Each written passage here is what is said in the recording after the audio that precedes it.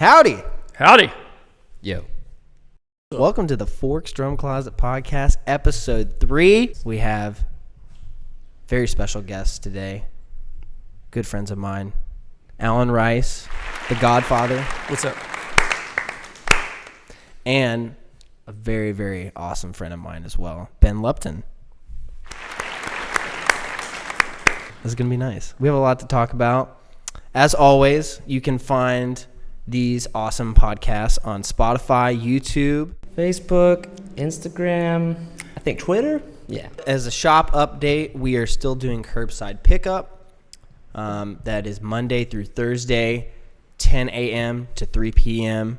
We're still trying to obey the law, of course, and keep everyone safe out there. If you need sticks, drum heads, all that good stuff, call ahead. We'll take care of you. Is the store reopening anytime soon? That's a good question. We're just kind of waiting and seeing what happens in the middle of May. Yeah, I think it is also important as I view the social media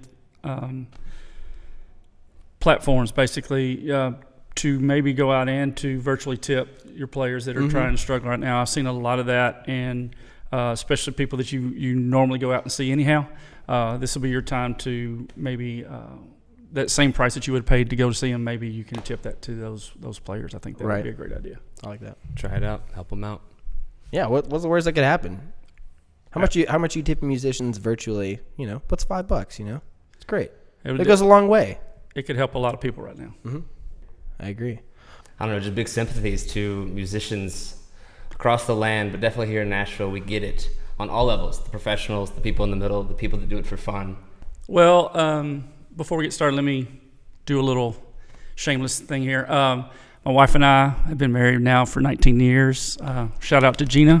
That happened on the 28th, so appreciate you putting up with me and me being about drums all my life and allowing me to do that. But we'll get... Bless you, Gina. Yeah, thank you. You're a special person.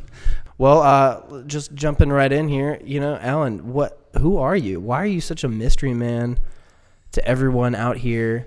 You've been called the Godfather. Yeah, I've known you for years, which is, you know, a totally different story, but tell us about yourself. I'll make this as quick as possible.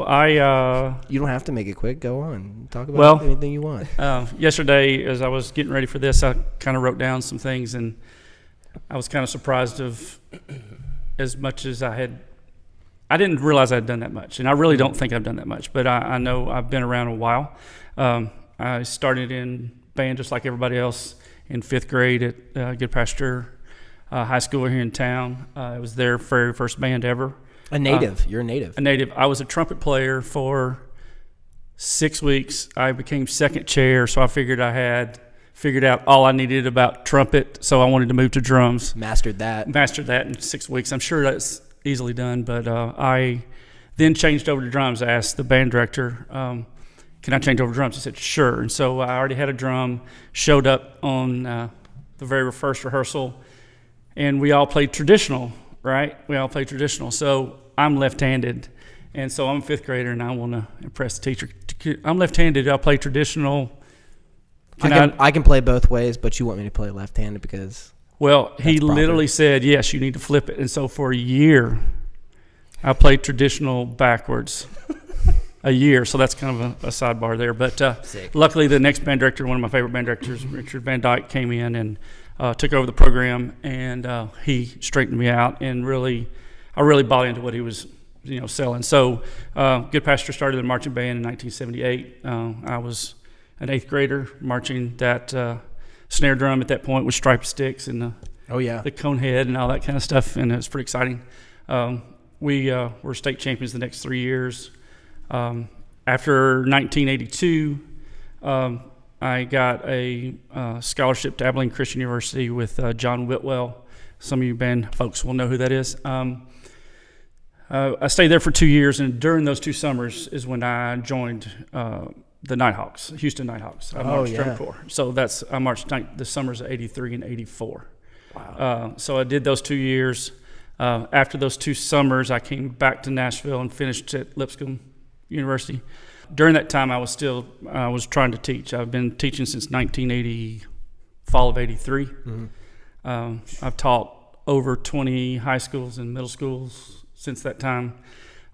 So right after Drum Corps, it was like, this is it. I actually taught after the first year. There was Wiley, Texas, one of my favorite schools ever. 5-piece drum line.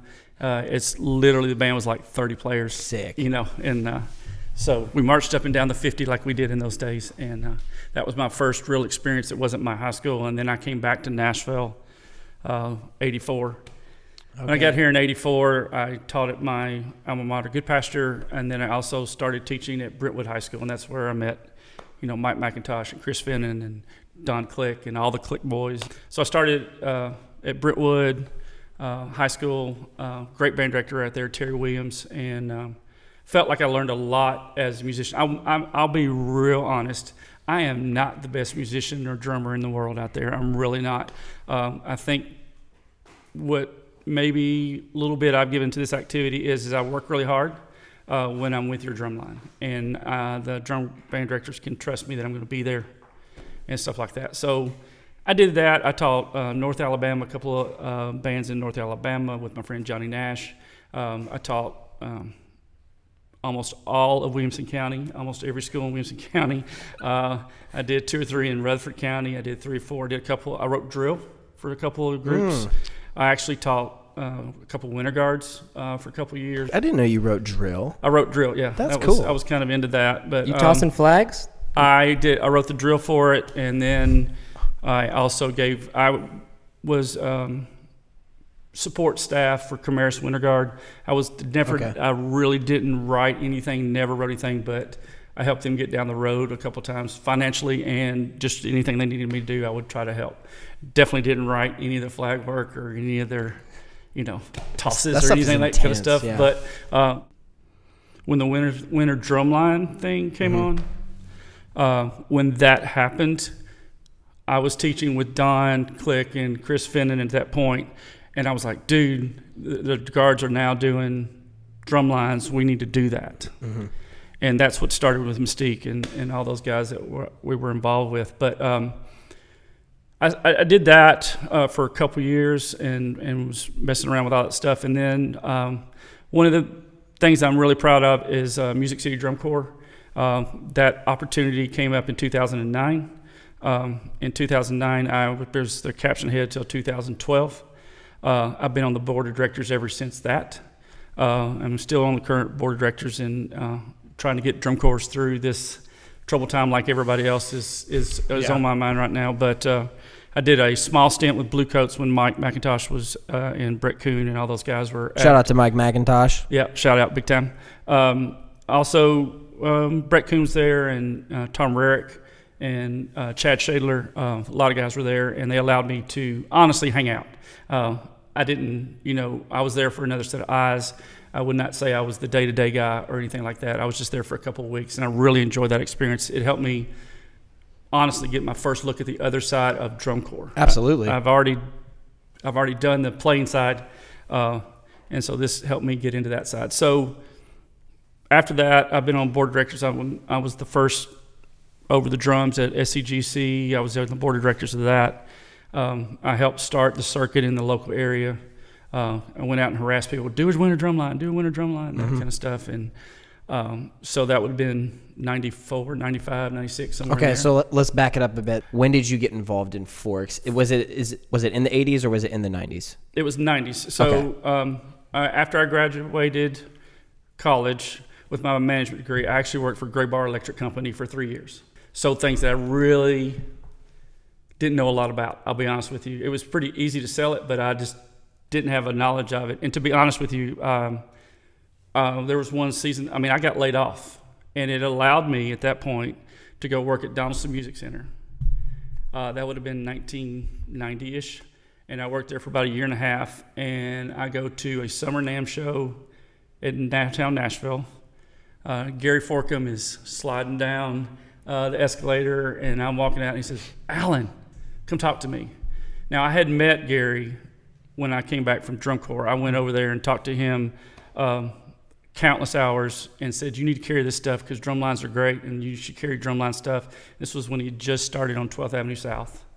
And he moved from Larry's at that point, and he was already in over the there. new shop. He was in half. What I remember is, and Gary and I have a discussion about this. He said I actually came to the old house. I don't remember that one, but I would trust his memory better than mine. But I know for a fact I used to come over a lot when Corner and Forks were in half of the old Corner building. Mm-hmm. And then they moved over to the pharmacy side, the drum side, and that's when I started working in 92. I started in August of 92. He put me over the school business. That's what he wanted me to do. He talked to a couple of the reps in the area, and the work that I did at Donaldson Music Center, they told him, and then I came over. And word travels fast. And then when we started doing stuff, I made sure Gary knew that I still wanted to be the partner. He said that was fine. And so we worked out our schedule so that I could also do drum lines and do the Forks gig at the same time. So that's, and that happened out, and he was always very supportive mm-hmm. of me doing that. I remember at Donaldson, a coated Ambassador 14-inch, mm-hmm. the stock drum head that everybody buys, right? We would buy 10 a year. Okay, and the very, not even the first 2 or 3 days I'm in there, Steve Brewster and all these guys would come in. I need 10 of these and 10 of those and 12 of that, and you're like, it took me all year to sell 10 coated Ambassadors for your drum head, and yet this guy just bought my year supply in 1 week. So since 1992, you've been at Forks. I started in 92, and then I left in 2005. I left right after, if you guys remember, the Steve Gadd clinic that we had at Lipscomb University. Okay, I wasn't there, but I've seen the pictures. We had that one, and at that point, I went really crazy for teaching drum lines. I was teaching 5 or 6 drum lines. I was doing blue coats. I started Music City Drum Corps, their very first year. Hence the shirt? Beautiful shirt. Beautiful thank shirt. you very much for supporting. Ooh.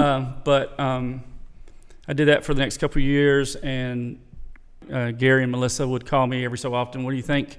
You want to think about coming back or something like that? We do that maybe twice. It just never seemed right. I was trying to go down a different road. I wanted to try something different. It was the end of 2010 is when I came back. Okay. And I've been here since then. So about 23 years I've been a Forks employee. Right at it, I think, if my calculations are right. Time tested. Yeah, Exactly. it's long. It's long. But it's a place where I honestly don't feel like I'm going to work. Yeah. Truly, we do appreciate you, Alan. And I know that words are probably not enough. 23 years is so much work put into just, one community, really. So for that, seriously, thank you. Respect. Thank you. It's worth it.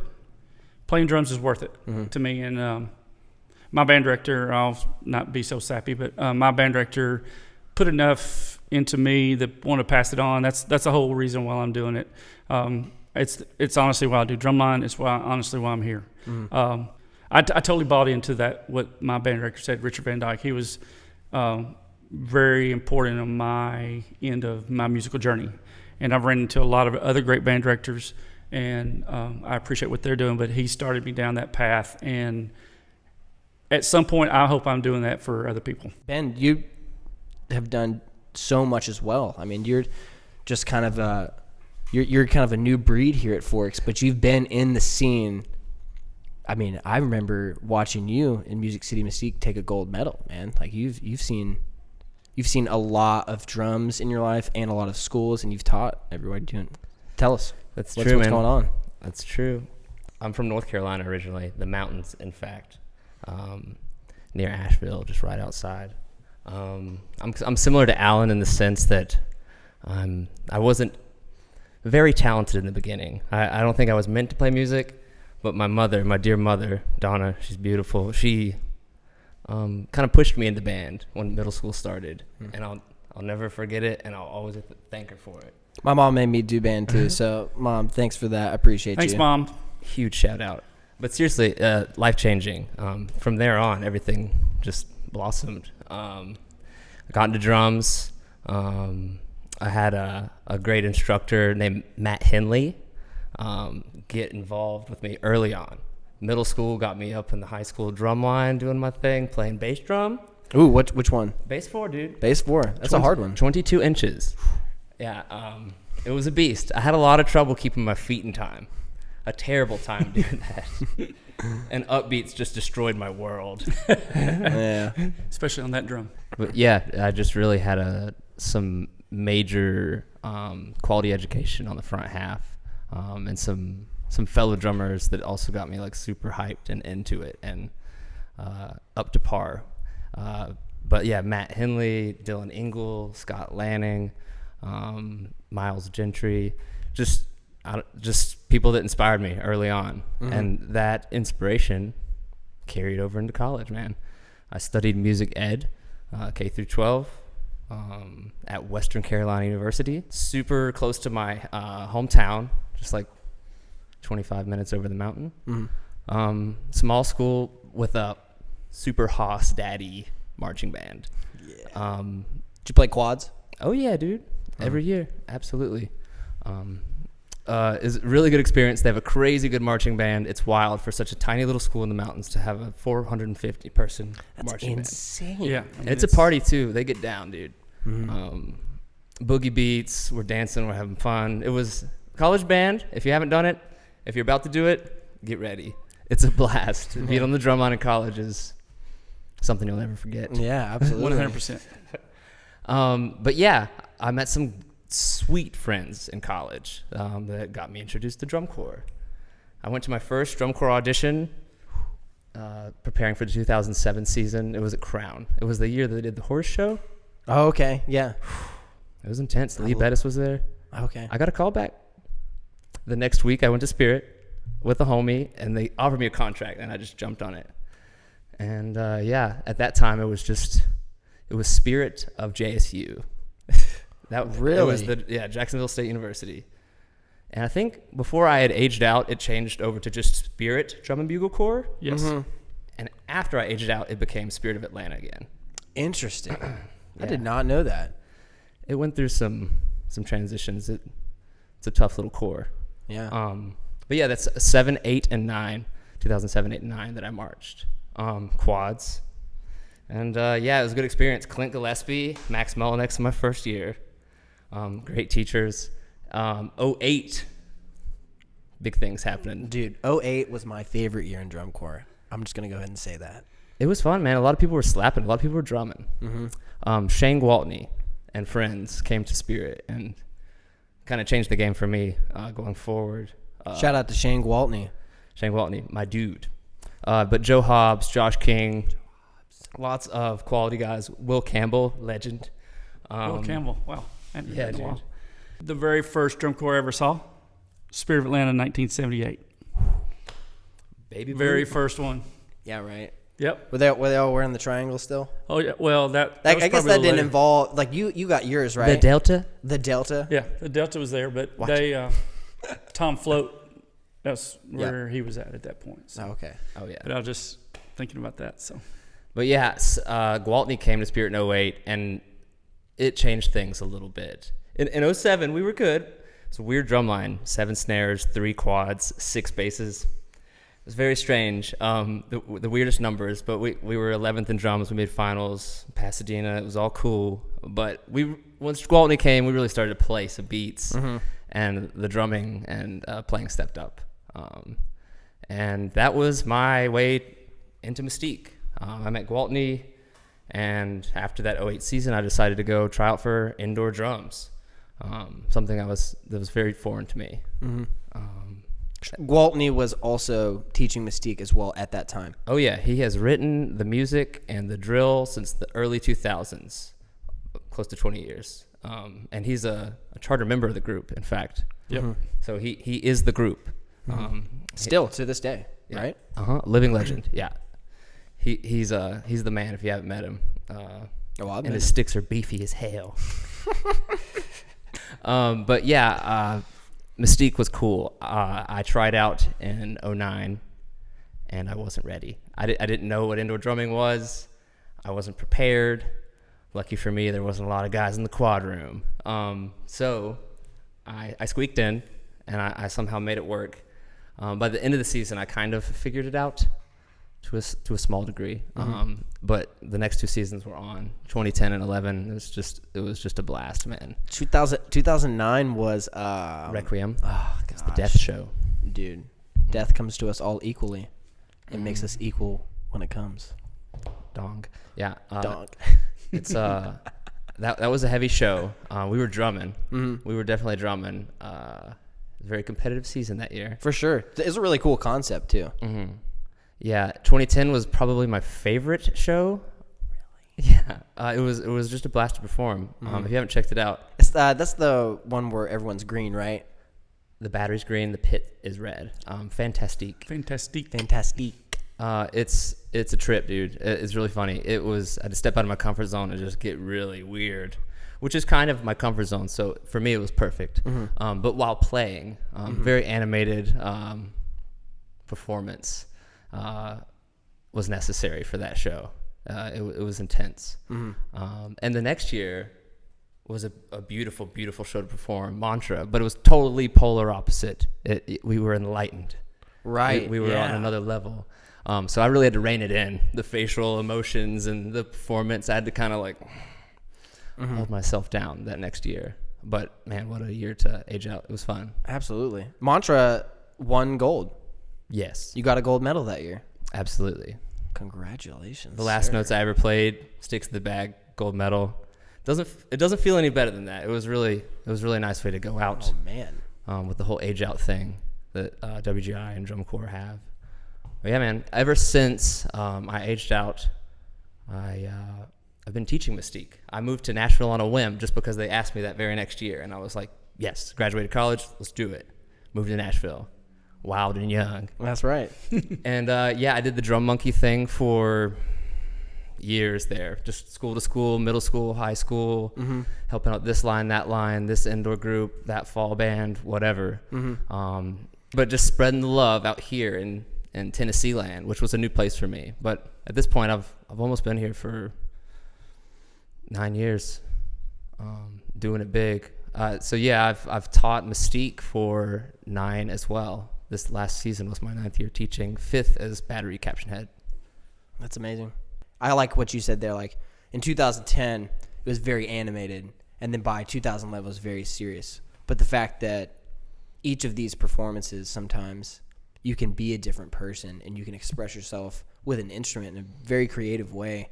That's something it almost can't be taught. It just has to be experienced, you know? It's transformative, and it definitely makes a huge impact on those younger players that are very impressionable and learn very fast. It teaches them how to throw down a lot of notes, crazy rudiments and stuff, but also multitask. They're like marching around, doing all these like body movements with drums on and playing. Like that's staying in time. That's gnarly. And it's really cool in my position to see these very, very talented people that I teach go on to do other things musically. Well, they do amazing things in life, all of them. They're all just wildly special, but musically, they're just set up from such an early age. It's undeniable. Absolutely. You know? I think that's really important. That's something that I wanted to touch on. I feel like one of the things I've always tried to instill in the people that we talk to, that I understand that you're not going to march a drum the rest of your life. You know, it started early off. Actually, my first drum instructor was John Hammond and Mark Hammond, one of our Forks customers, which is kind of weird how that came all the way back around. But, they were able to teach me on the marching activity, and they're big-time jazz drummers and recording and studio guys, and they came in and they did something, and that had an effect on me because I know I have a bunch of guys that have come through my line that are still playing drums. It may be in a church, it may be with a band, it may be with country act, it may be a studio.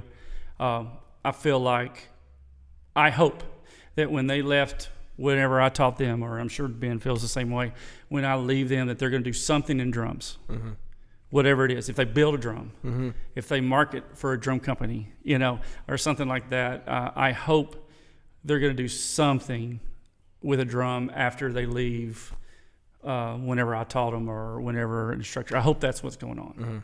And hopefully the person that is, giving that information to the player is still doing the same as well. Still searching for that cool thing in music that they want to keep alive. Mentioning on that story, Right. I'll never forget. Greg Morrow came to one of our. This was in high school, and he saw my left hand because he can play traditional when he wants. And he saw my left hand. He was like, "Oh man, let's fix this." And shout out to Greg Morrow though. Yeah, Greg Morrow is awesome. I love him. I think that's cool that like guys like that who do play drum set go back to the time, when they were marching. Greg's daughter Keely was in Music City Drum Corps, and he would come out to rehearsals. And one year we were doing, honestly, it was had a country vibe to it, and we had those sections, and he was like, "Dude, you should be doing this here. You should be doing that here." It's so weird that that vibe that he came in and he said, "Oh, this is what you need to be doing here." And who else would you trust that somebody that's been in the studio zone who lived it? Yeah, who lived it. And so when I went to the guys, they were like, "Oh, that's the right answer. That's exactly the right answer," and we put it in immediately. So it's that to me, that's when working with other people is really cool, and when it's organic and it happens that way. And much like this conversation right now. Yeah. Totally. That's why you're the Godfather, Alan. You're the source, I just think I hang out a lot. Yeah. And I will say, there's great education in the hang. You got to be able to hang, Got to do it. Put yourself out there. Ben, I know you do, like you said before, you do Music City Mystique instruction, but you are tied in an international level as far as teaching. Is it in Germany? That's right, baby. What do you do there? Star Riders Drum and Bugle Corps out of Bad Munder, Germany. Sick. The internet, Facebook, it's a crazy thing. They hit me up like 3 years ago because of Mystique. We had a successful season, 2017. Hand to Man, it's a pretty cool show, and it got a lot of good buzz around the world. And they hit me up, asked me to come out and do a clinic. And that was 3 years ago. Ever since then, I've been connected. I've been back 4 times for clinics and also to teach the tail end of their European Drum Corps season, DCE. That's so sick. Yeah, it's a beautiful thing, and it's really neat to be across the world sharing the gift of music. Mm-hmm. And there's a language barrier and everything, but at the same time, there's not, because we have the language of music, and I love that. It's pretty inspiring. I have to slow myself down and talk more clearly, just because I'm teaching people that don't speak this as the first language. So it's a huge learning experience for me every time, and I love it to death. But big shout outs to Gordon Girl and Cedric Carsons. It's a cool organization. Yeah, man. Music around the world. How long does a season last over there in Germany? They're like weekend warriors. They meet on the weekend. It's very similar to DCA here in America, the all age corps. So it's all ages. I'm teaching small children and old adults on quads and bass drum and in the pit and everything. It's hilarious. But they do weekends, and then their season typically ends around the end of September. Obviously canceled with all this virus mess, just like DCI. It's very unfortunate. But yeah, that's so cool. Beautiful though. People, beautiful music around the world, and they're not the only group. There's a lot of groups that have a lot to offer out there, and it's beautiful because they do not have music in schools. They're not instructed like we are with football games and marching band. So they're fans. They're watching the internet. They're picking it up and they love it. So there's just a lot of heart involved. It's right, a community spirit. Yeah, doing it on the weekends because you love it. That's so cool. I'm sure. Like, you get halfway through the season and the tail end, they're like, "All right, everyone play well. Ben Lupton's coming." And they're like, There's a lot of love that goes both ways, and they know how to party. They know how to drink some good beer and eat some amazing food. The best cheese and bread you've ever heard of. Wow. I've never been, but it's definitely on the to-do list. I'll bring you out sometime. Let's go. Yeah, let's go. Let's take a weekend out there, Y'all will be fine. We got some pretty light questions via email today. What is the percussion hall? Well, let me go back a little bit. When we moved into 12th Avenue South at Forks, we moved from the Corner Music Building into what was a suede and leather and fur cleaning store, basically, that's still on 12th Avenue South. When we moved in there, we literally thought we were going to have all the room in the world we ever needed. And so when we went in there, we put up some slat wall, and I begged Gary, can I have this back corner, this 10 feet over here and this 10 feet over here? And he said, sure. And so we literally put in marching snare drums on one side, and we had a marimba and a vibe on the other side. That lasted till the fall when I sold all the items. Not much after that, there was drum sets everywhere, and we really didn't, to be honest, have room for that big of an instrument to sit there until the season each year. So it got to a point where we just didn't carry the marimbas and the vibes physically in the store. To be honest, most people order those online anyhow. They don't necessarily need to play it, but sometimes they do. One of the things that I've wanted to always do is have the same opportunity that drum set players have to go in and hit a cymbal, to go in and hit a stick, take a pair of sticks and hit a drum set, any kind of instruments that they want to play. Really was never offered that I have seen, to play marimba, to play vibe, to play timpani, concert snare drum, concert cymbals, and things like that. So that's really the starting point of a dream that I had. And so when Steve Maxwell, thank you, Steve Maxwell, when you guys found this zone, I was like, I wonder what Steve's plan is for the rest of this building. I know what part of it was for the drum company, but I wondered what this particular area was for. So me being the way I am, I called him immediately, and I was like, what is your plan for this room? And he had no idea. And I said, how about we do this? And he's like, sure. He's been very supportive and very like, go get it and let's figure this out. I was like, dude, I really think this can work. As many people that are coming to Nashville just to visit, it's a kind of a destination city right now. Why wouldn't people want to come to Nashville, go play marimba, and then go down and see the sights of Nashville? Or just shop for a marimba or shop for a marimba or any of that kind of stuff. And so many times, especially the kids from Mystique, they would always rent a marimba to practice for trials, and I never had that opportunity, things like that. So that's really what started this ball rolling, down this track. What I would love to see happen here, I want your kids to come here and play the instruments and put it out on Instagram and all that kind of stuff. I would love to, at some point, if possible, to at least get a brief look at what Craviato's doing building. What if one of those kids wanted to build drums for the rest of their life? What if that's something that would motivate them to stay in band or drums? Maybe I'm a little too Pollyanna for that, but I feel like maybe if they see something down there building drums, even if they don't play drums, maybe they want to build a drum. Kind of goes back to what I was saying. Maybe you'll do something in drums after you leave when I teach you, or something like that. For sure. So I don't think we're really lucky, and I hope we maximize this. I really think we're lucky at Forks to be able to see a drum being made, to see some of the finest instruments played, and then go down to 308 Chestnut and play every drum that's made.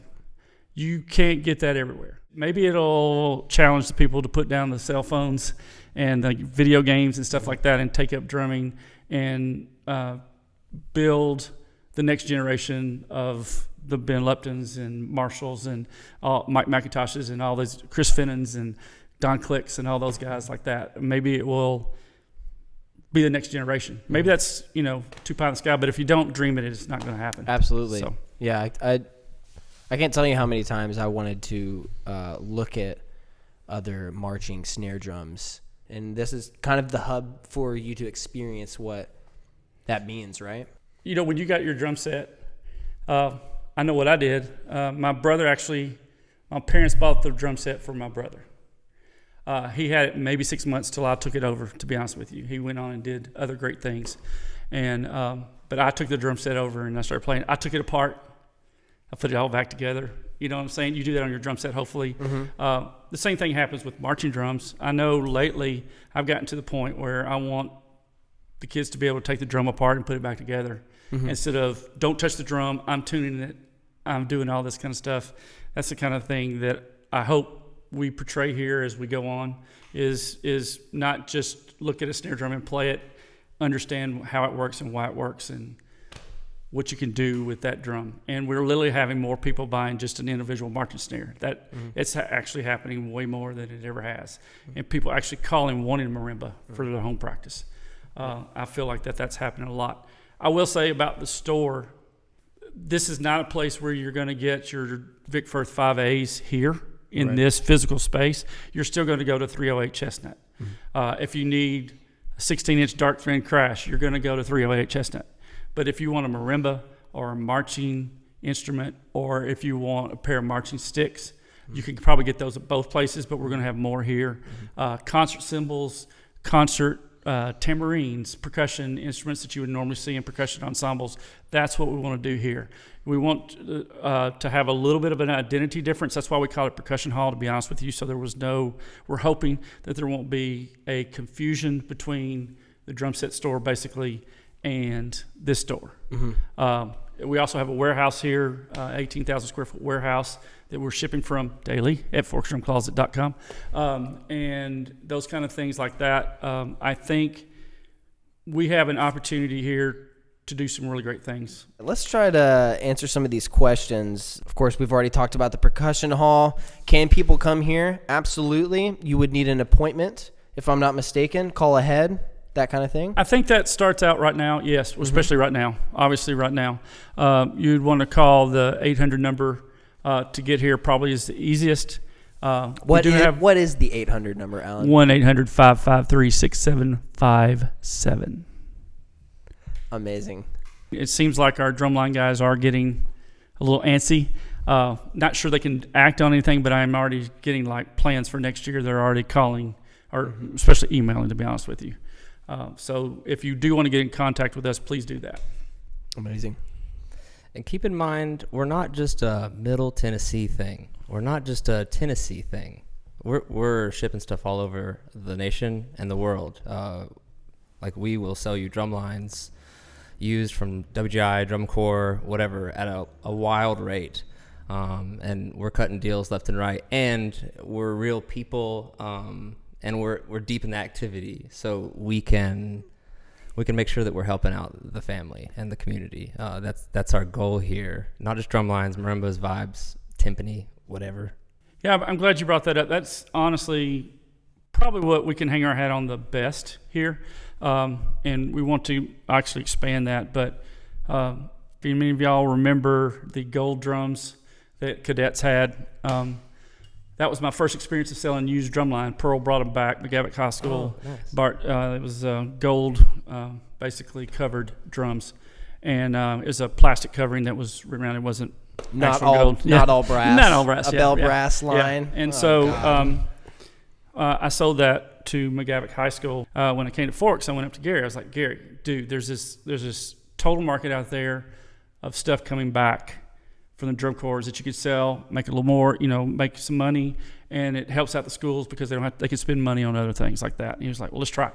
And at that point, that's when Pearl brought Adams, started distributing Adams. They had if you'll remember, the marimbas and the xylophones had like the UV coating on it that the band directors didn't like because of the color. And so then they changed it to what looks more like what you see today, which is, probably the same sound, but yet, they wanted it a certain way. So we started selling that. We did a ton of Pearl. Did a lot of used drum corps line. I would call every year to Pearl, what's coming back, and I would try to pre-sell it. Now we've expanded to some great companies, especially Majestic and Mapex, which is here in town. We're doing Yamaha, a lot of Yamaha. We're doing starting to dab in with Ludwig Musser on some things. And then we're also going to look at Tama and stuff like that. That is what, I'll be honest with you, we built most of our business with. I do want to have an opportunity, including Ben, that I definitely want to at least have a chance to be in the conversation when you're buying new stuff. That seems to be, people don't call me for new stuff, but they definitely call me for used stuff. I want to at least be in that conversation. There's some great companies out there that are going to do a great job for you, but I would love to have the opportunity to at least try to help you out going forward. That's something absolutely we built. Yeah, so rates as far as new and used, we got it here, right? Let's go. Let's go. Amazing. This question comes from a guy named Jimmy Schultz. do you guys offer rentals and practice space for people without a marimba at home? So that's a lot of the purpose of the percussion hall. We're here to help you. You can try out instruments, and we do help facilitate if you need to come rent and like play the instrument, work on a solo for a week. We can make that happen. You have to call ahead. You got to give us some heads up, email, and we'll work out a plan with you. Hopefully that answers your question, Jimothy. Question 3. This is kind of funny. It comes from Blaine Smithton via Instagram. He says, what is your craziest marching/drum corps story? Now, be careful. Let's be careful out here, you know. I know how gnarly drum corps can get, and especially in the 80s. I don't know what you guys were doing back then, but I don't have, ones that I'll mention. I have a couple of stories that when I march that I find interesting just because of the era.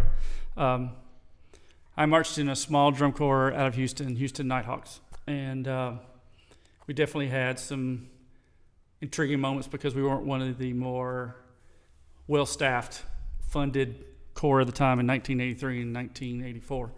Also 1982 is when they started.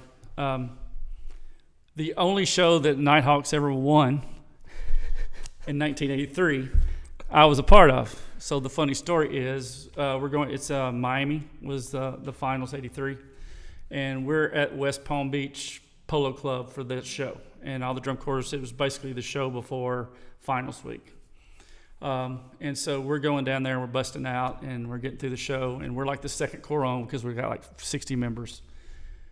Halfway through the show, monsoon happens.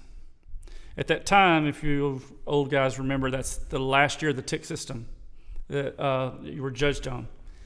Cosmo Barbera, which is a drum corps judge, was judging us in drums and all that kind of stuff. And halfway through the show, deluge comes down. The only reason we won that show was because ours was the only score sheets that survived the rain at that. So we beat people like Blue Devils, 27 Lancers, all these guys at this show, and we've been scoring 40s and 50s all year long. That's right. So, but we did have one official win. You know, we took it for that. It was kind of funny. What a feeling. But it was kind of funny. We laughed about that. The other thing that we had to do at that point, which I think more than a few drum corps did this, our drum corps buses were from the 60s, late 60s, when we were marching in the 80s. So do the math. And our buses could not start unless you popped the clutch. So pop it. So literally, they would park on a hill that slanted down, and before we left each night, the drum corps would push the bus so they could pop the clutch. And so the game that you were playing is you had to jump out before the diesel hit and the exhaust came out and covered you over with the. So that was kind of a fun. Did you ever get blasted? All the time. Ben, I know you've been around the world and played drums all around the world. You probably have a light-hearted, crazy story, right? Drum corps is a wild place. I could go with a chill story. I remember the percussion staff holding us over a block. I think we were at Science Hill High School in Tennessee. Can't remember the year or the staff. But we were held over. We get to dinner a little late, this right before ensemble, and they ran out of food, and they didn't notice. This is at Spirit. So they whipped together real quick one of the best meals I've ever had in my life.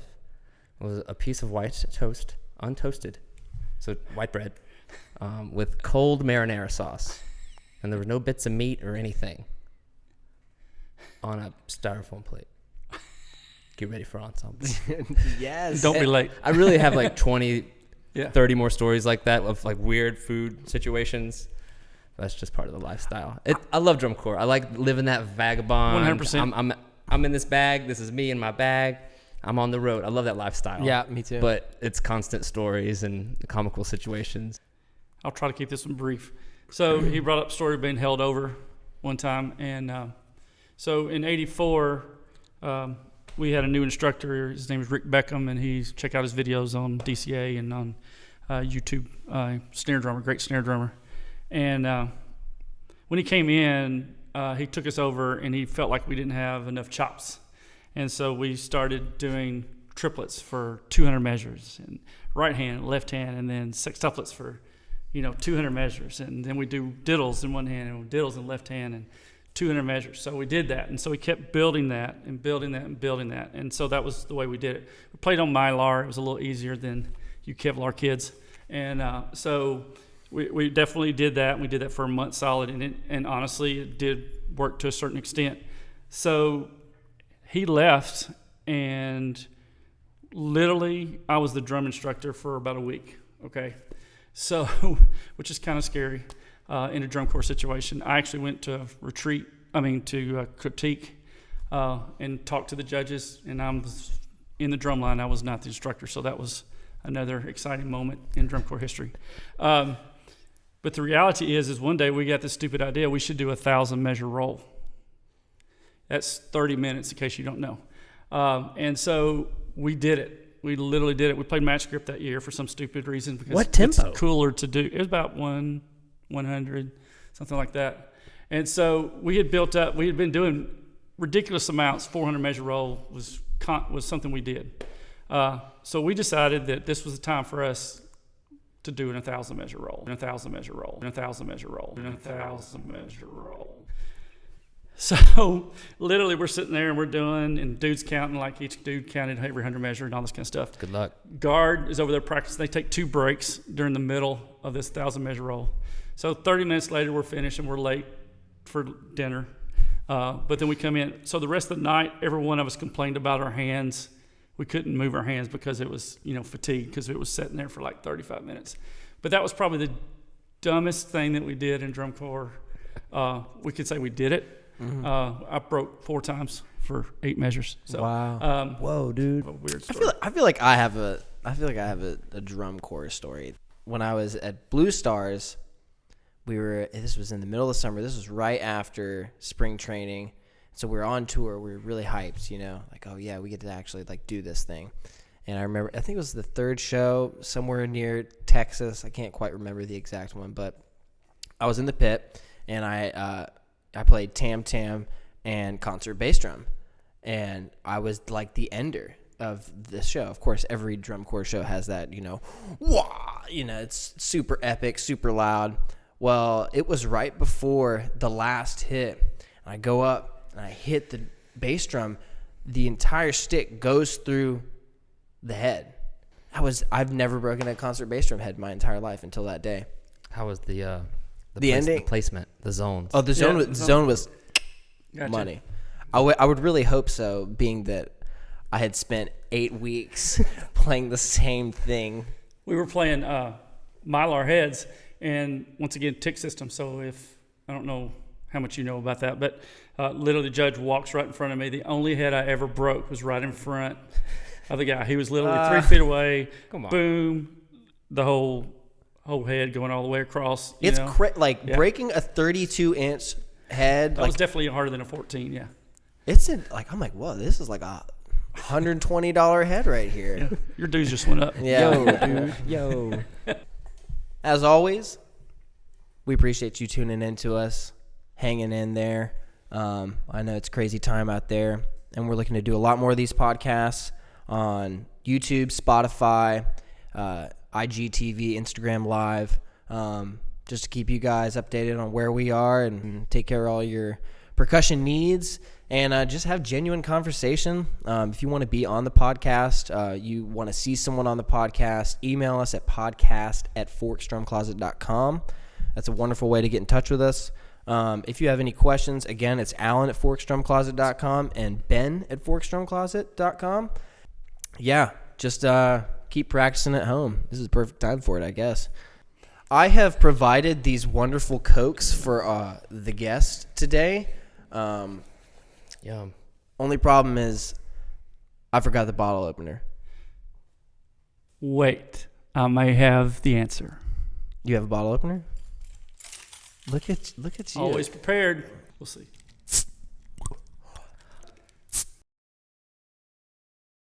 Boys, it is such a pleasure to work with you, gentlemen. Cheers. Virtual cheers. Friends to drums to drums to everything else that we like, you know.